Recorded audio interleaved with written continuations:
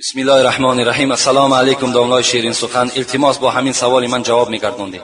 یک برادر اهل اسلام که 5 وقت نماز را در مسجد میخواند میگوید که با زن نکاحی خود همخوابه کردن از عقیب در جایی که فرزند تولد میشود ممکن است. بله، جایز است. اگر برادرها یک مسئله هست شما فراموش نکنین، خدای شما در سوره نساء چی میگه؟ نساؤکم حرث لکم، زنهای شما کیشزار شما هستند.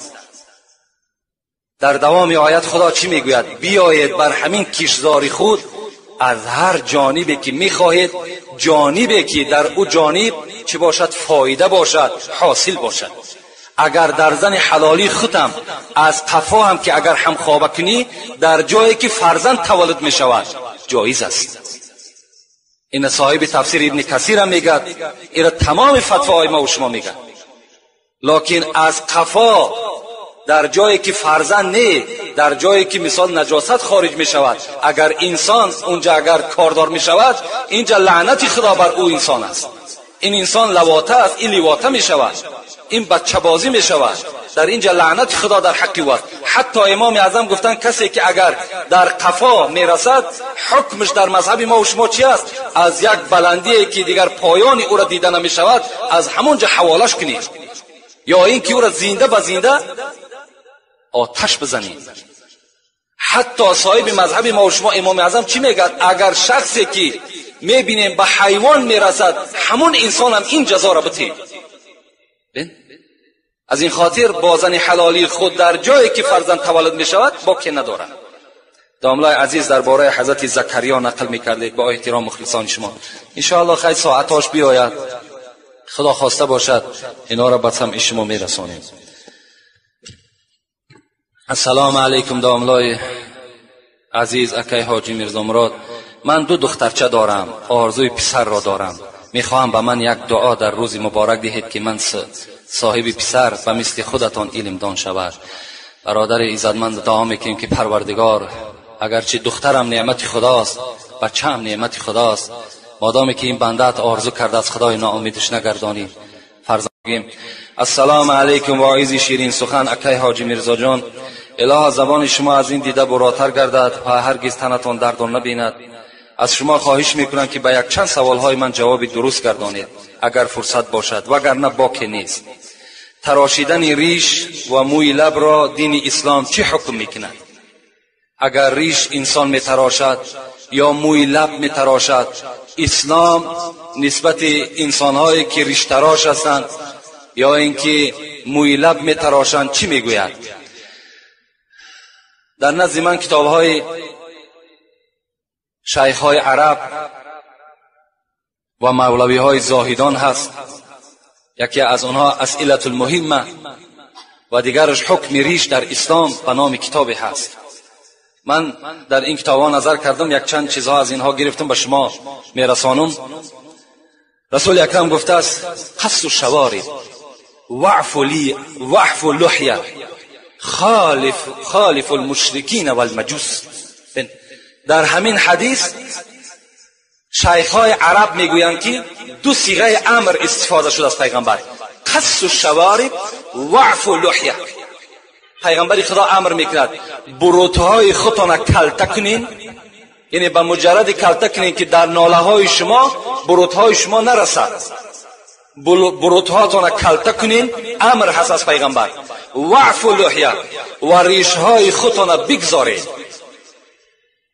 اگر شما بروتهای خودتان کلته نکنین و اگر ریش نگذارین شما چی هستین؟ مشرک و مجوس هستید. این شیخ‌های عرب در کتاب اسئله المهمه که چندین مسئله حل می شود این چنین تفسیر کردند، یعنی شما ریش هاتان نتراشین، زیرا که وقتی ریش تراشیدین شما کردار شما عمل شما تشبیه به مجوس و به مشرکین می شود. از این خاطر پیغمبر چی میگه؟ من تشبه بقوم فهو منهم. کسی که اگر خودش را، صورت خودش را، لباس خودش را اگر با کدام قومی که تشبیه میدهد از روی محبت، این هم از همون قوم به حساب می رود. خب و همین شیخ‌های عرب میگویند که و ایضا تغییر لخلق الله، حتی همین ریش تراشیدن هم مثل چگونه که زن ابروش میچیند که تغییرات در حسن خدا میدارد، ریش تراشی هم حکم امیر دارد. شما در حسن خدا دادگی چی میدارین؟ تغییرات میدارین. این از همین کتاب‌هایی که نام بردم، از همینها البته گرفته شده است. از این خاطر و ما یطیع الرسول فقط اطاع الله، کسی که اگر پیغمبر خدا را اطاعت میکند همچنان است که خدا را اطاعت کرده است. این خدا چی میگه؟ و ما اتاکم الرسول فخذوه و ما نهاکم عنه فانتهوا. همین پیغمبر شما یعنی همین محمد صلی الله علیه و سلم چیزی که برای شما آورد شما او را بگیرید و از چیزی که همین محمد شما را منع کرد شما از او باز ایستید. امروز رسول اکرم امر میکند که ریش بگذارید، برودها را کلک کنید. کسی میگذارد سنت پیغمبر خدا را به جا میارد، کسی نمیگذارد این وعید و این حدیثایی که خواندیم در اون چی است؟ مبتلا هست. و ریش، این ریش ما الحال ریش نیست، ریش از یک مشت کم نباشد، یعنی ریش سنتی به منزله یک مشت باشد، انا اون حکم ریش به جا می آید.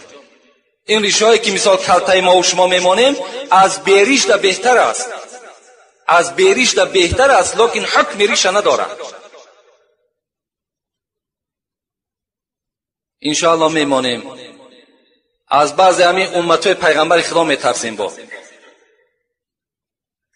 بعضی ملاهای هستن که قصیده میخوایند، آیا این درست است از نگاه شما؟ البته قصیده خواندن هیچ باکی نداره، دعا خواندن در اسلام هست، وجود داره. این به حدیث های پیغمبر خدا هست. رسول الله آیت قل اعوذ برب الفلق قل اعوذ برب الناس میخواندند و بالای مردم شوف میکردند. از این خاطر خواندن دعاها بالای کدام بیماری نباشد هیچ باکی ندارد، گناهگار نمیشد انسان. بیماری که اگر در تن خود کتاب قرآن یا اینکه تومار را درگذارد سود میبخشد یا نه؟ با احترام یک نفر مخلصی اشدی شما، اگر شخصی که در بدن خود تومار میگیرد، امروز عقیده اهل سنت همین است که توماری که اگر در او آیت قرآن باشد جایز است، لیکن اگر توماری باشد که در او مثال هست نقشه هست، نقشه هست عددا می نویسند، این قطعیاً جایز نیست بلکه شرک است. همون کسی که تومار می نویسد آیت قرآن بنویسد و ننزل من القرآن ما هو شفاء و رحمت للمؤمنین، همین آیت اگر در همون نسخه های تومار می نویسند و کسی را که برای شفا می دهند این جایز است، لیکن همون انسان عقیده نکند که من از همین تومار فایده دیدم. امروز اکثر شیخ‌ها زیر تومار هستند، زیرا مردم ما و شما عقیده میکنن که همین تومار از روزی که گرفتم همین کسل از وجود من دور شد. ببین این خود عقیده غلط است. مثل که بعضی گمراه‌ها پیش مزار میروند و با یکی خدای مثال در تقدیر او کشیده است و فرزندش میتاد میگه که همین مزار در رفتم صاحب فرزند شدم، این هم مثل همون داره. شما در نزد خدا در این صورت گناهگار میشین اگر بتوانین ترکش کنین. لیکن اگر بسیار دلتون قبول نکرد پیش یک داملا برین یک آیت قرآن بنویسن بر شما بتن، اینش باکی ندارد. السلام علیکم داملای عزیز، با همین سوال من جواب دهید. تای پا را صابون کردن درست است یا نه؟ یعنی یک عقیده بوده است که اگر آدمی که همین زیر پاش اگر صابون میکرده است گویا که جنت برای او داخل شدن منع بوده است. حالان که شما برادرای عزیز امروز همین دستور اسلامی که الدین النظافه، دین اسلام دین پاکیزه است، دین اسلام ما و شما فقط پاکیزگی را طلب میکند. پیغمبر خدا از دنیا چی را دوست داشتند؟ از سه چیزی که دوست داشتند، یکتاش بوی خوب بود، پاکیزگی، بوی خوب، تازه گشتن، حلال گشتن. این دستور اسلام است که امروز تمام مردم غرب اینا قبول کردن گرفتن. ما و شما چیکار میکنیم؟ ما و شما با همون لباسهای چرکین و با همون بدنهای بدبوی خودمان حرکت کرده میگردیم. باز فتوا آوردیم در روز جمعه یا در روز چهارشنبه خفاوا و صابوناوا نکنن، هر روز بشوییم، هر روز بدنهاتون شسته کنین. در وجود شما از بوی چیزی باقی نماند. زیرا رسول اکرم گفته است هر وقتایی که از بوی بدن شما کدام برادر شما اگر آزار یافت، هر آینه ملائکه ها هم از بوی بد آزار مییابند. ملائکه ها در وجود شما قرار نمیگیرند. تای پات میشوی، بین پات میشوی، کجای را میشوی؟ صابون البته جایز است، هیچ باکی ندارد و روز هم ندارد. حتی روز جمعه حدیث ابوبکر صدیق، کسی که روز جمعه با بدن شسته می آید گناههای او را خدا مغفرت میکند. السلام علیکم داملای عزیز، با همین سوال من جواب میگفتید. میگویند که کلاسک را بکشی، آبازی نکنی، حرامی. آیا درست است یا نه؟ با کشتن کلاسک انسان غسل جنابت واجب نمی شود. هست در اصل همین عقیده ها در مردم ما پیدا هست.